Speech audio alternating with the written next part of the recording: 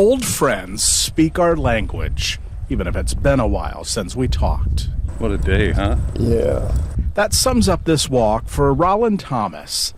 He's on his way to see a buddy who just moved in next door at the Heritage at Fox Run in Council Bluffs. They haven't seen each other since the Korean War. Who's this old guy coming in here?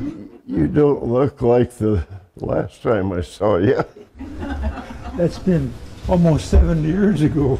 Yeah, you bet. How you doing, Ron? I'm doing good. How are you? George Kelly, on the left, grew up in Woodbine, Iowa.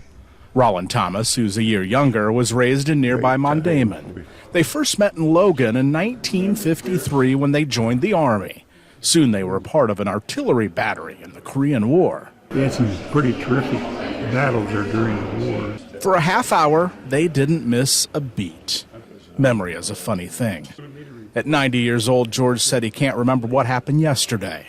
But the old stories, clear as can be. Guy said, "Can you do this?" I said, "I don't think I can do that." "Why not?" I said, "Well, I think I slept through that class."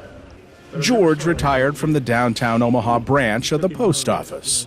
Rollins spent his life as a farmer. They just never crossed paths after the war. We're not quite as agile as we was. The two veterans have 69 years of catching up. Powdered eggs, powdered milk, powdered potatoes.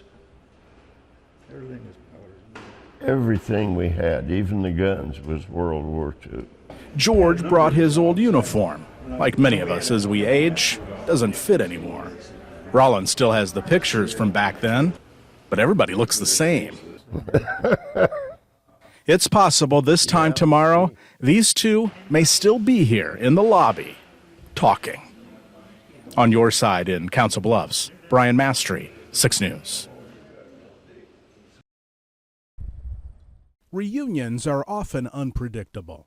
Many wonder, will there still be a connection? Last September, 2 Korean War vets from Iowa who joined the Army together finally reconnected at this Council Bluffs Assisted Living Center. It had been 70 years since they'd seen each other. You don't look like the last time I saw you. That's been almost 70 years ago. Yeah, you bet. How you doing, Ron? Roland Thomas already had a room here. George Kelly knew that. Wouldn't you know, they picked up where they left off decades ago.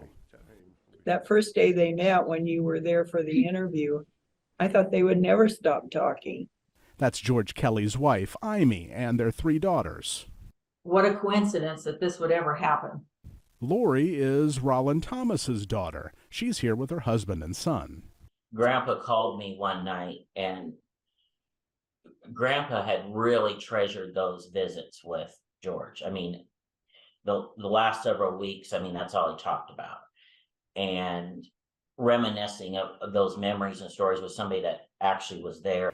After several months of catching up daily, They would sit and talk for 3 or 4 hours. George Kelly's health began to deteriorate rapidly.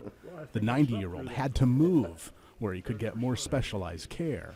And that was devastating to him. I mean, he was lost before it even happened, that they were going to be separated again.